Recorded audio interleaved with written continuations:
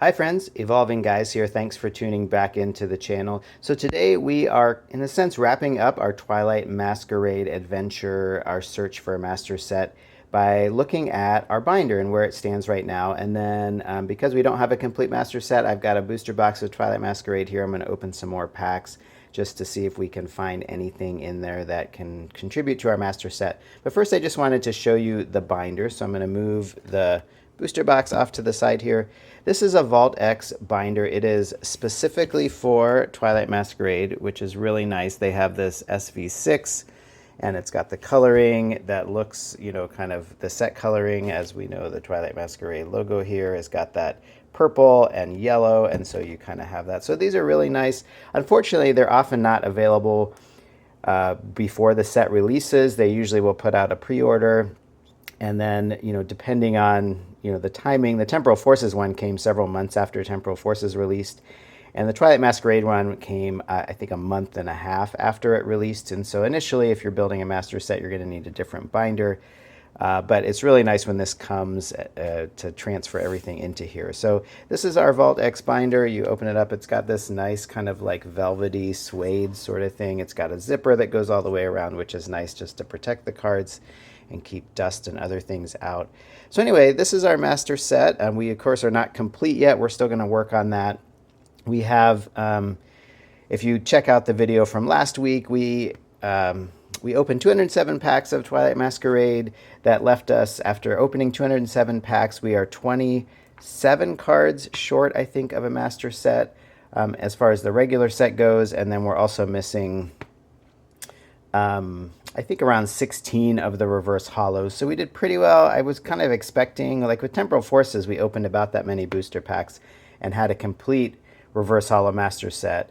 And so we did not get a complete one. We're actually quite a bit short. But again, the reverses aren't that hard to pick up. It's just a question of, you know, doing it right. So we also ended up missing, I see this Cornerstone Mask Ogrepon EX. We were missing 2 double rares. After 207 packs of Twilight Masquerade, we actually were still missing 2 double rares. We had a lot of duplicates of the double rares, but that was one of the ones we were missing. So I have picked it up. So to show this binder, this is not the binder as of the end of our 207 packs. I start off by doing the Master Set Challenge. So we opened up 207 packs, and then you know, I have kind of the list that as it stands. But then at that point, I'm willing to start buying singles. And so this set that you're looking at now, I've started to knock off singles from my list. We have a bunch of local card stores that sell Pokemon singles, which is really nice. And so I have started I like to buy, of course I could go on TCG Player and just buy all the singles if I wanted, but I really like the idea of supporting my local game store and just kind of the fun of going in and seeing what they have. And so I've started, as I go in, I check, you know, what Twilight Masquerade stuff they have in stock, and I start just like, you know, crossing one card off at a time. And so I've been able to whittle down the list. I think we're probably still missing maybe a dozen or so cards from the set. There's a lot of low value cards that we just didn't pull, and so as those pop up in my local game store, I'll grab those. So you can see here we're getting into, we've got the end of the trainers, we're moving in, we've got the A-Spec cards. We did pull all the A-Specs, so we have all those. And then getting here into the illustration rares, so you can see we're doing pretty well with the illustration rares. This page is complete. Now we do have our first gaps here. We're missing a couple. We actually pulled, you know, 2 EV cards, which is nice, so we can resell. I actually resold the second one to my local game store and got some store credit that then we can use again to turn around to get other cards that we need. Some of these cards we didn't pull, like the Tatsugiri is one that I picked up. So you're seeing the binder kind of as it stands in real time, kind of where we are right now. We'll move over here. We get into the ultra rares. We're still missing, again, a few, and they're not necessarily high value ones, but they're just ones that we're going to need to, you know, I'm kind of waiting to see if they show up at my local game store before I go online and buy them from TCG Player. We get into the special illustration rare section. Again, that's where we're kind of missing. We did pull this one. This one I purchased at our local game store. That one popped up yesterday, actually. The Blood Moon or Saluna, probably our best pull just value-wise. We did pull that early in our process. The Kieran I also picked up at a different local game store of ours, so that adds one. We did pull the Lana's Aid from a booster bundle. And so you can see we are missing several. We're missing the big three, or maybe in some ways it's the big one, right? Greninja is really kind of distancing itself from the rest of the set.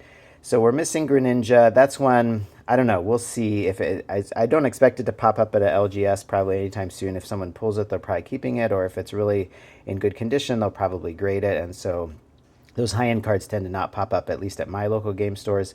So that's when I'm still, I guess, going to cross my fingers and continue to open some Twilight Masquerade and see if we can pull it. The next two cards, the Carmine and the Perrin special illustration rares, those also are kind of chase cards in this set. I'll probably continue to, I don't know, if the Perrin shows up and it's a decent price, I might pull the trigger on that, but Carmine, I don't know, we'll see. It's always tricky with these expensive cards. I'm curious how you guys do it. I tend to resist buying the really high-end cards. I guess it's a fool's errand in some ways to think that I'll pull it, but I still kind of keep my fingers crossed and continue to rip packs. I mean, it's a new set, a relatively new set, obviously, with Twilight Masquerade just being out for a few months, and so it's going to be on store shelves for quite a long time, and there'll probably be reprints of the set, and so hopefully prices of things like booster boxes will remain relatively reasonable, and it just will pop up in a lot of collection boxes and other products, and so I'm hoping that just over the next couple of years, as Twilight Masquerade is on store shelves, that we'll get lucky maybe with one of our pulls. I'll probably start buying the lower end cards. So after those top three cards, then you've got a couple cards in the $40 range, including the Kieran, which I just showed you that we picked up. And then from there, it drops down into the $20 and below. And so I think probably over the next few weeks to a month or two, I'll probably pretty easily be able to pick up all the cards in the set except for those top three cards. And then those three, again, I do have a booster box here. We'll continue to rip some packs and see. This booster box was $105 at my local game store. They're giving pretty good pricing on things. And so I feel pretty good about spending $100 on a booster box to get these packs for roughly $3 a pack. And then as far as the hyper rares, we did pull, I think maybe I did buy one. I think I bought one or two of these, but we pulled several, including we pulled the Buddy Buddy. So we've got those. And then if you kind of go over the last one hanging out here. So that is our kind of our preview of our binder. We'll continue to try to populate this binder. And on that note, actually, I will open this up and we'll probably bust through a handful of these packs and see if we can have any luck and pull anything. Especially, again, just chasing those top three cards really is the main reason to continue to open stuff, because the rest of the cards, like I said, we'll probably pick up as singles at my local game stores over the next few weeks. And so anyway, we'll transition to opening some packs.